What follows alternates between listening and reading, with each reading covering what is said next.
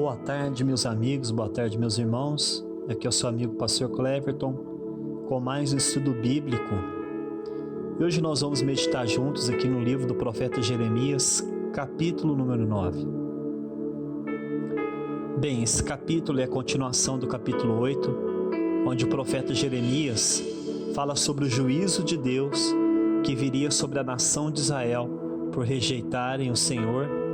E então agora o profeta aqui tem uma visão do futuro, onde ele via o grande dia do juízo, onde o Império Babilônico invadiria Jerusalém e muitos morreriam naquela guerra. Então agora aqui vemos o profeta chorando por causa da ruína do seu povo. E o versículo 1 diz assim: Quem dera minha cabeça se tornasse em águas, e os meus olhos em fonte de lágrimas. Então choraria dia e noite os mortos da filha do meu povo. Bem, aqui nós vemos que o profeta diz que de tanto ele chorar pelo seu povo, por causa do juízo que viria, as suas lágrimas eram como fonte de águas. Versículo 2 ao versículo 6.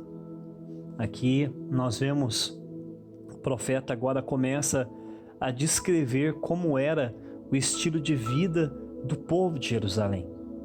Aqui diz no versículo 2 ao versículo 6 que eles eram adúlteros por haverem traído a aliança com seu Deus. Em segundo lugar, o profeta diz que eles eram mentirosos, estavam sempre disparando as suas mentiras como flechas para todos os lados. Depois o profeta disse que eles se reuniam e se fortaleciam para praticar somente a maldade. O profeta também disse que eles não podiam confiar nos amigos e nem em seus próprios irmãos, pois o amigo era caluniador e os irmãos eram enganadores, como Jacó enganou Esaú. O profeta disse que eles viviam zombando do próximo e também viviam no meio da falsidade, e por isso, por rejeitarem os conselhos do Senhor, certamente eles sofreriam juízo. Versículo 7 ao versículo 9. Agora vemos aqui o Senhor disse que iria depurar e provar o seu povo como se purifica o ouro no fogo. Versículo 10 ao versículo 12, o Senhor começa a descrever a situação que ficará a terra de Israel. Haverá choro e lamentação nos montes por causa da destruição de Jerusalém. Versículo 13 ao versículo 16.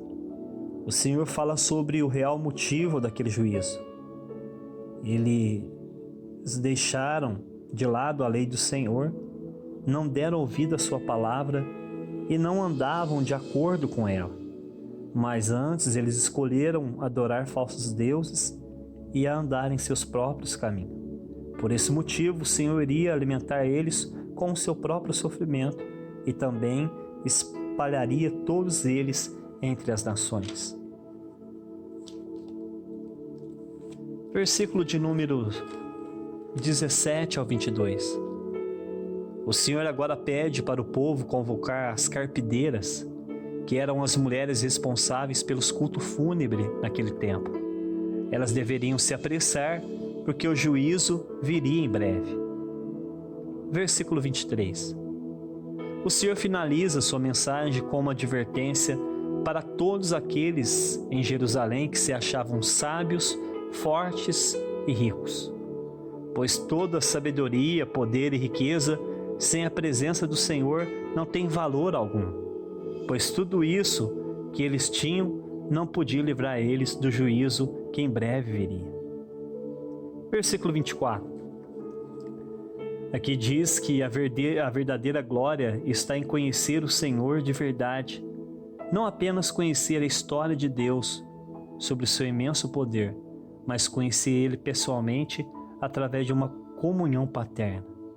Ainda no versículo 24, o Senhor disse que se agrada de 3 coisas que Ele realizava: da sua misericórdia, do seu juízo e da sua justiça. Deus é o Pai de toda a criação. Todo pai ama os seus filhos e cuida deles com misericórdia.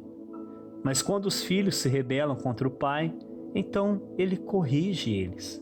através do seu juízo, ou seja, do seu castigo. E o propósito final daquele juízo ou castigo é revelar que o seu pai ama o seu filho, mas ele age com justiça, ou seja, ele é justo. Se o seu filho errar com alguém, então o pai irá castigá-lo para revelar sua justiça às pessoas. Versículo 25 e 26. O Senhor finaliza então o capítulo 9, dizendo que em breve ele traria juízo não somente ao povo de Israel, mas também para aquelas nações que habitavam em volta de Israel, como a nação do Egito, porque todos eles eram apenas circuncidados na carne, mas não eram circuncidados no coração. A circuncisão fazia parte da lei do Senhor, onde eles praticavam aquele ritual com um corte no prepúcio masculino, em sinal da aliança com Deus. Era como o batismo nas águas para nós cristãos hoje. Mas assim como o batismo, a circuncisão não tinha valor algum se não fosse acompanhado da fé que vem de um coração obediente à lei do Senhor. Só para concluir, querido, a mensagem de hoje. Hoje, querido, nós aprendemos junto, aqui nesse capítulo, que muitas vezes nós choramos como o profeta Jeremias, por causa do sofrimento de um povo que não respeita a Deus. A coisa mais triste é você ver alguém que você ama sofrendo, mas que não quer ver os seus próprios erros. Aprendemos também que muitas pessoas estão sofrendo em nossa volta por causa que abandonaram a presença do Senhor. Estão sofrendo porque vivem mentindo e praticando maldades até com próprios familiares. Aprendemos que existem pessoas que não podem confiar nem nos amigos por ser caluniadores e nem em seus próprios irmãos por serem como Jacó enganadores. Aprendemos que muitas vezes o Senhor nos depura e prova como ouro no fogo para aperfeiçoar o nosso caráter.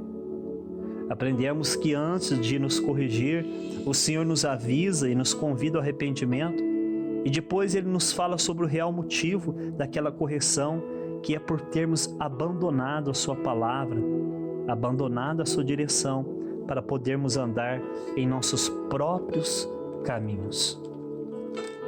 Nós aprendemos também que sabedoria, poder e riqueza vêm da presença do Senhor, e que todas elas juntas, sem a presença dele, não têm valor algum. Como disse o próprio Jesus, do que adianta o homem conquistar o mundo inteiro se ele perder a sua própria salvação? O maior tesouro que existe chama-se Jesus Cristo. Paulo disse que nele, em Cristo, está toda a sabedoria, força e riqueza.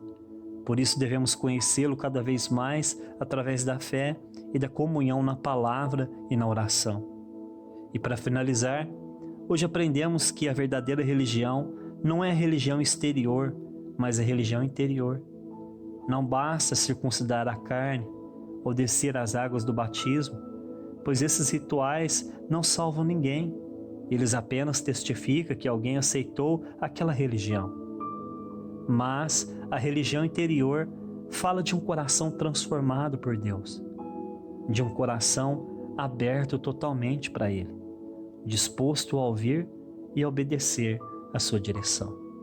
Um abraço, querido, e até amanhã, se Deus nos permitir.